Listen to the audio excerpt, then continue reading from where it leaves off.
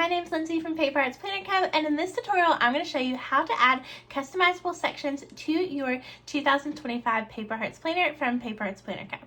In this tutorial, I'm going to show you how to add our customizable sections right into your digital planner in GoodNotes, but this works the same way across all digital planning apps. So whatever app you're using, you can just follow these steps and you can use these customizable sections right in your digital planner.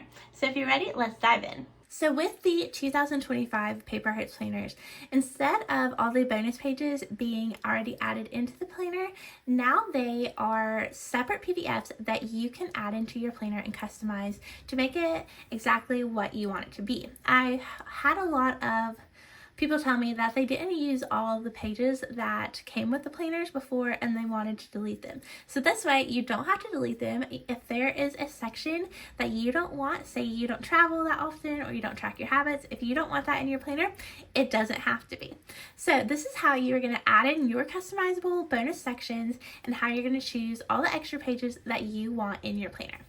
So there are two ways to get to the customizable sections. First, you can do it from your index page right here on the customizable sections or right here on the tabs on the left. Now, I do highly recommend that you write what each section is once you add it in. So let's say that we want to make our customizable section 1 our address book. So I would go in and I would write address book right here so that I knew that section 1 was my address book. So that is what you would write in this section. But now let's talk about how to actually add it in. So what we're going to do is go to our section 1, and if I swipe, I can see there's nothing after it. So I want to go to my section 1 page or my custom 1 page, and now I want to import that custom section. So for this tutorial, I'm going to import the address book. So I'm going to go right up here, I'm going to click add a page. Then I want to make sure it's selected on after, and I want to choose import. It's going to take me to my files, and I'm going to go to my downloads and see where I downloaded that address book. Then I'm going to choose open. Now that is going to add that to my planner. Now, let's talk about a few things with these customizable sections. Because of the way hyperlinks work, these hyperlinks on the side are not going to. So they're not going to work. So if you try and go to June from your customizable section, nothing is going to happen. It's just going to swipe through the pages.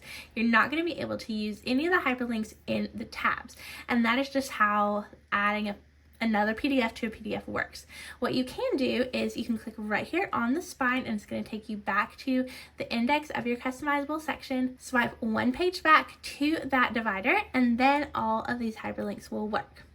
So you never want to delete this page, this custom 1 page.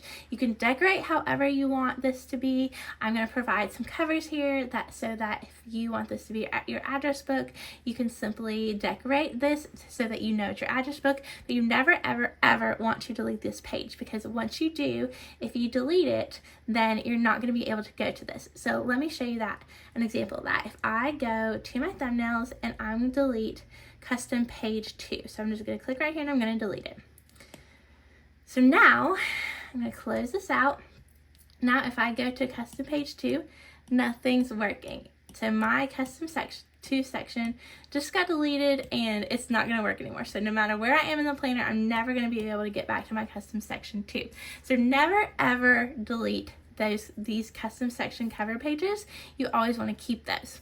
So once you have added one into your planner, remember these tabs are not going to work. So if you want to get back to your tabs, you're going to just click right here on the spine. It's going to take you to the index of your custom section, swipe back 1 page, and then all of the hyperlinks on the side will work. But the hyperlinks within your custom section do work. So that is what this index page is for. So no matter what kind of bonus section or customizable section you add into your planner, say it's finances, habit tracking, travel, just notes, all of those are going to have an index page that looks like this and tells you all the pages that are in it. So this is my contacts. So if let's say I want to go in and I want to add a contact with a name that begins with F, I'm going to click right here on F and it's going to take me to that F page. Same if it was something else, say that it was my finance section. If I wanted to go to my January budget, I would click right on January budget and it would take me to that page. Now once I'm on that page, if I want to go back to my index where it has all my pages, I can click right here on the quills or the spine, and then I can click somewhere else in this customizable section. So that is how you add customizable sections to your planner and how you move around within it, and then how you get back to the pages in your planner where the tabs will work. If you guys have any questions about the customizable sections, please let me know.